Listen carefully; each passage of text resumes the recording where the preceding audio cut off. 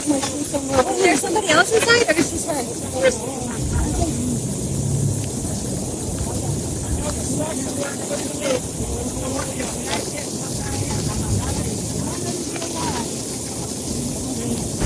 Torrential overnight thunderstorms have triggered widespread, life-threatening flash flooding across Eagle Pass and broader Maverick County, Texas.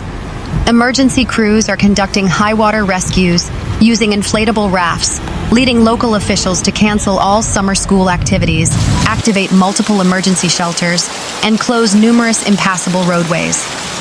Below is a highly detailed, comprehensive news report mapping out the full scope of the disaster, specific locations affected, and current emergency response measures. Severe weather system packed with explosive, slow-moving thunderstorms dumped historical amounts of rainfall over the Texas-Mexico border community overnight. By Monday morning, the city of Eagle Pass and surrounding northeastern Maverick County found themselves paralyzed under a life-threatening flash flood warning issued by the National Weather Service, NWS, Austin/San Antonio office. A juiced-up atmospheric column fueled by a stalling cold front and a tropical disturbance unleashed intense downpours, leaving low-lying residential sectors completely submerged, trapping vehicles, and forcing frantic multi-agency rescue operations. As the storm system stalled directly over the Rio Grande Basin, rainwater accumulated faster than municipal drainage systems could handle. The Eagle Pass Fire Department, Maverick County Sheriff's Office, and regional emergency operations teams from San Antonio deployed heavily to flooded zones using specialized high-water transport vehicles and inflatable rescue rafts. One of the morning's most critical incidents unfolded near the intersection of El Indio Highway, FM 1021, and Memo Robinson Road. Runoff pooling from nearby fields turned the roadway into a fast-moving river. First responders staged a dramatic high-water rescue to extract a motorist stranded inside a rapidly filling vehicle. City officials noted that this incident highlighted just how rapidly driving conditions deteriorated, catching commuters entirely off guard. In deeper suburban sectors, crews shifted from clearing roads to pulling people directly from their homes. Multiple neighborhoods saw floodwaters rise past doorways, compromising weak structures and mobile homes. Firefighters systematically went door-to-door in vulnerable sectors, loading families and pets onto rafts to bring them to high ground. The local government has officially urged a complete freeze on non-essential travel. Dozens of roads have been compromised by rushing water or unstable asphalt near saturated culverts. Meanwhile, to eliminate the risk of children and parents navigating flooded streets during the chaotic morning commute, city and school district leaders enacted a swift, preemptive shutdown. All local summer school activities and campus events were canceled. Superintendents emphasized that while closing schools poses logistical hurdles for working parents, preventing school buses and teenagers from getting stuck at flooded low-water crossings was the absolute priority. Municipal offices remain operating under limited emergency status, focusing all manpower on disaster relief. According to the Eagle Pass news leader, emergency crews responded throughout the morning as streets and intersections became submerged, forcing officials to act quickly to protect residents from rapidly rising water. One of the most significant incidents occurred near El Indio Highway and Memo Robinson Road, where emergency responders rescued at least one person who became stranded in floodwaters. Officials said the rescue highlights just how quickly conditions deteriorated as heavy rain moved through the area overnight. The severe weather prompted the cancellation of summer school activities as a precaution, with city leaders citing hazardous travel conditions and the risk posed to students, staff, and drivers during the morning commute. Throughout the city, multiple roadways were reported underwater, creating difficult and, in some cases, impassable routes.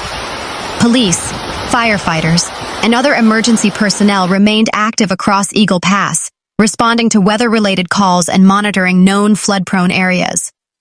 Authorities continued urging residents to avoid driving through flooded streets, warning that water depth can be difficult to judge, and even shallow-looking water can quickly stall or sweep away vehicles. Emergency officials are still assessing the full impact of the storms as additional rainfall remains possible, and crews remain on standby for further weather-related incidents. Meanwhile, a high water rescue has shut down all the lanes on a stretch of a busy San Antonio highway on Monday, June 15th, as storms barreled through the area overnight. Flooding remains a threat. According to the Texas Department of Transportation's TxDOT, Transguide system and San Antonio Police, the high water rescue has closed all 4 westbound lanes of Loop 410 at Jackson Keller Road, near Vance Jackson Road. The closure was triggered at 6:15 a.m. per TxDOT. Several roads across the Alamo City and in Bandera are closed due to dangerously high water levels. Cameras operated by TxDOT show wet streets and rain falling nearby at Northwest Military. A flash flood warning is in effect for parts of the region, and a flood watch is in effect until Tuesday, June 16th at 7 p.m., as more showers are expected in the coming hours, according to the National Weather Service, NWS. A flood warning is issued when the hazardous weather event is imminent or already happening, per the NWS website. A flood watch is issued when conditions are favorable for a specific hazardous weather event to occur. A flood watch is issued when conditions are favorable for flooding.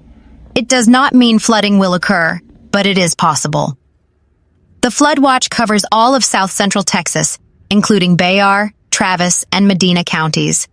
Several roads across the Alamo City and in Bandera are closed due to dangerously high water.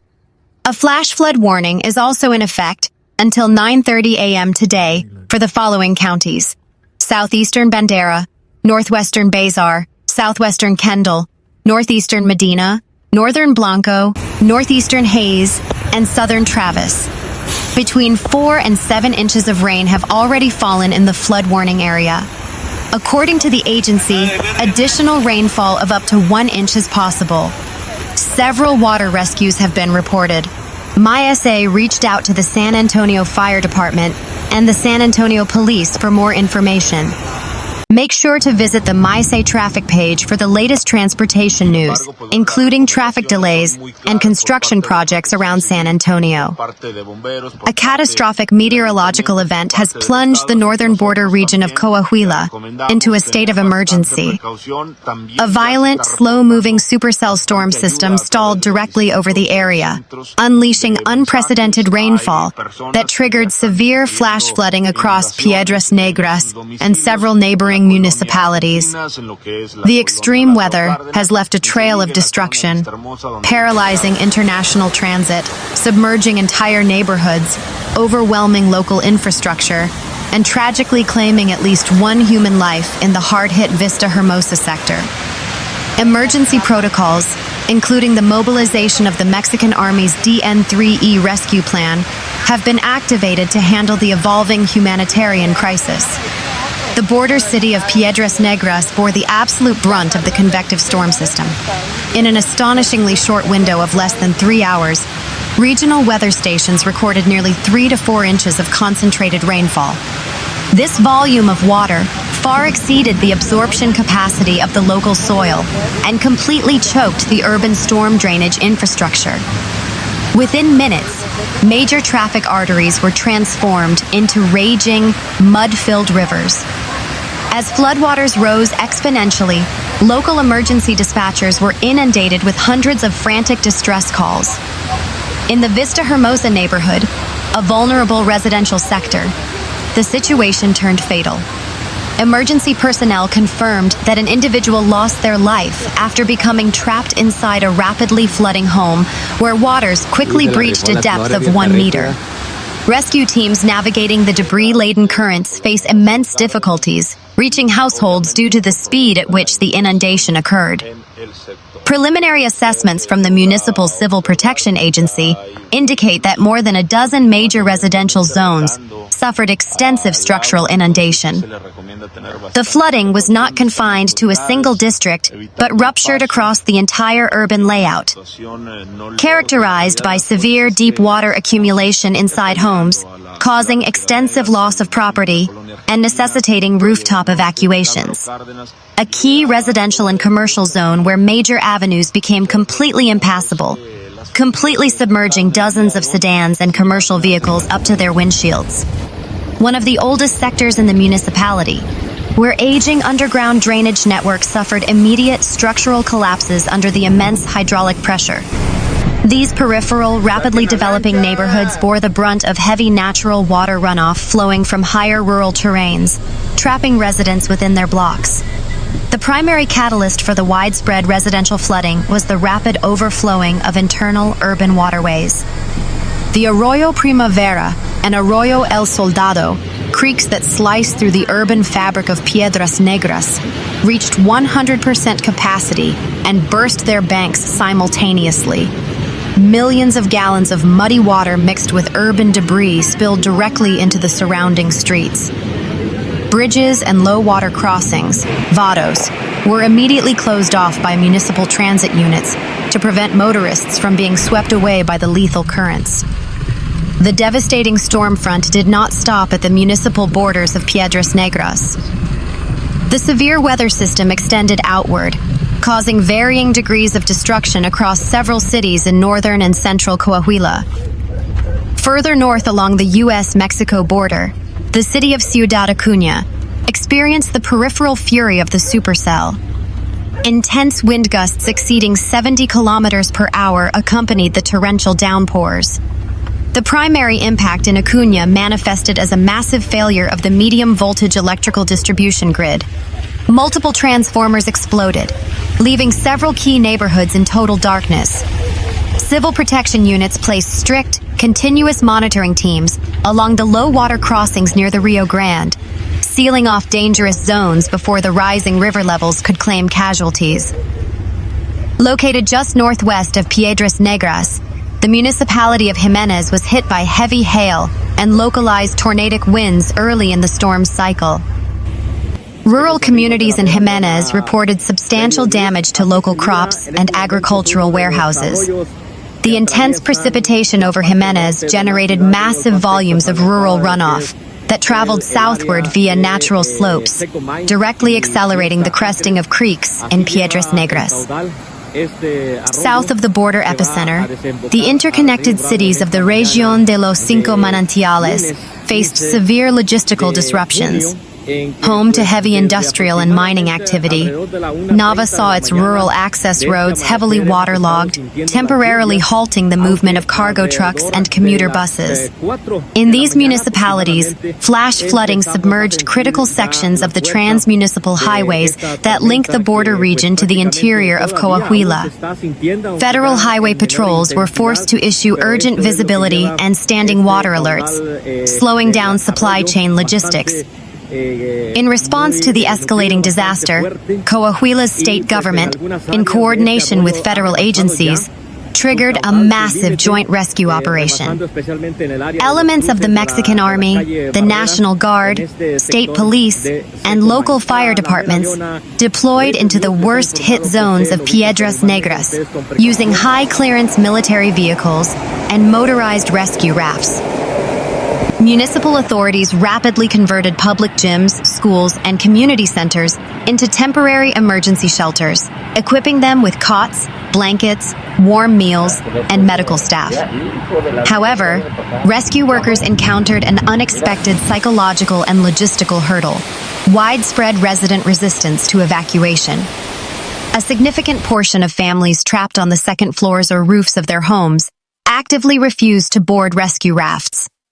Residents expressed intense anxiety regarding property theft and looting, rapiña, if they left their households completely unattended.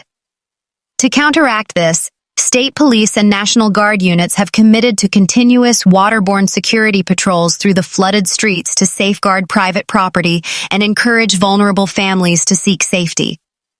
The National Meteorological Service, SMN, warned that the atmospheric instability triggering these supercell formations has not fully dissipated. A combination of a lingering cold front interacting with warm, moist air from the Gulf of Mexico means that northern Coahuila remains under an active weather watch. Ya está bajando su nivel. Por aquí tenemos elementos que lo están monitoreando constantemente.